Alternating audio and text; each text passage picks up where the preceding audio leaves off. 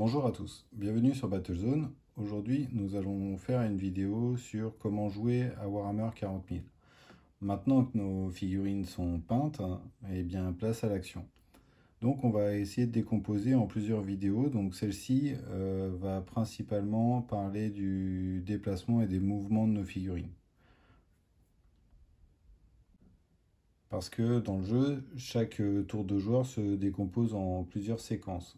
La première, c'est la phase de mouvement. Après, vous avez la phase de tir. Vous avez la phase de charge, la phase de combat. Et puis après, vous avez tout ce qui est phase de déroute. Sachant qu'en tout premier lieu, vous avez la phase de commandement, mais ça, on verra plus tard.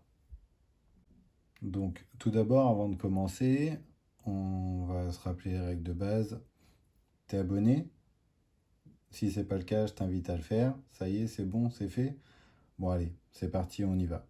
Donc, qu'est-ce qu'on a dans les mouvements? On a les mouvements classiques, on a les mouvements de course, on a les mouvements de charge et on a les mouvements de repli, retraite. Donc, on va commencer par le premier mouvement, donc le mouvement classique, le mouvement de marche. Donc, tout d'abord, il vous faut, bien entendu, soit un mètre ou une réglette, parce que le jeu est en unité en pouces, donc c'est avec ceci qu'on va se déplacer. Après, qu'est-ce qu'il nous faut? Donc là, on a notre petite escouade d'intercesseurs, donc intercesseur d'assaut. Je prends hop, le codex. Donc là, celui-ci, c'est pas le dernier, bien entendu. Hop. Et là, on voit ici, marche, mouvement, 6. Donc ça veut dire que notre unité peut bouger jusqu'à 6 pouces. Donc 2 jusqu'à 6. Donc là, on a décidé de bouger de 6 pouces. Donc nous prenons notre mètre et on y va. Donc ça, on le répète sur toutes les figurines. Donc voilà, ça y est, tu as réussi. Donc le premier mouvement, c'est celui-ci. Tu peux bouger jusqu'à 6 pour cette unité-là. Il y en a d'autres où vous allez avoir 10 pouces, 5 pouces, etc. Deuxième mouvement, celui-ci, ça va être la course. Donc, on prend nos figurines et on veut aller plus vite. Il est possible. Pour ce faire, il faut jeter un dé. Donc, tu jettes un dé 6, 1. Donc là, par exemple, au lieu de bouger de 6, j'aurais pu avancer de 7. Sauf que quand on réalise cette action, ça nous bloque sur un point. Donc après, ça va être de la stratégie. Est-ce qu'on veut courir pour aller sécuriser un objectif ou autre? Mais dans les règles de base, si on court, on ne peut pas tirer et on ne peut pas charger. Sauf si il y a une règle spéciale dans notre caractéristique d'unité. Troisième style de mouvement, la charge. Donc là, on va prendre donc là notre unité d'intercesseur va vouloir charger sur notre unité de loup fenricien. On mesure la distance qui les sépare. Donc là, pareil, on a 8.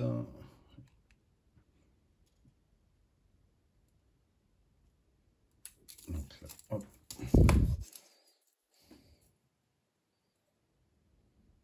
Donc on a une charge à 8. Donc pour ce faire, pour réaliser la charge, on prend 2 dés, 2 d6, on les lance, 5. La charge passe pas, notre unité ne peut pas attaquer.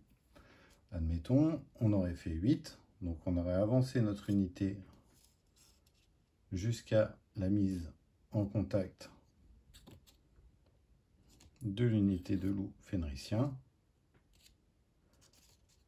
Et là, après, on aurait pu activer pour combattre cette unité.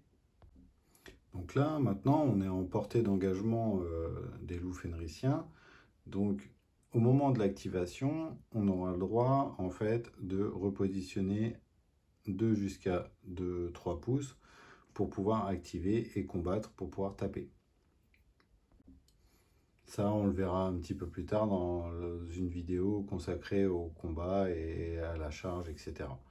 Là, nous, ce qui nous intéresse, c'est vraiment les mouvements. Maintenant, on imagine que nos unités ont combattu, qu'il y a eu des pertes, etc. Et nous voulons que nos intercesseurs ici présents s'en aillent parce qu'il y a un point à sécuriser plus loin ou autre. Eh bien, il est possible. Donc ça s'appelle la retraite. Donc on peut rebouger après, hein, bien entendu, mais on peut bouger de jusqu'à 6 pouces pour pouvoir s'en aller. Donc là, on imagine qu'on se recule.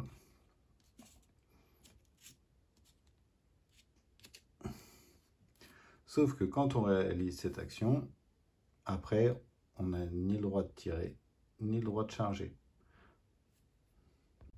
Maintenant, imaginons, nos intercesseurs ont fait un super travail et ont très bien combattu et se sont débarrassés des loups fenriciens. Donc là, on a gagné le combat et il est possible de faire un dernier mouvement, donc un mouvement de Painin. Donc ce mouvement, en fait, vous pouvez le faire de jusqu'à 3 pouces en direction de la figurine la plus proche. Là, la figurine ennemie la plus proche, eh bien, ça va être un petit loup fenricien qui est caché ici. Et donc, dans ce cas, vous pouvez aller en direction de jusqu'à 3 pouces.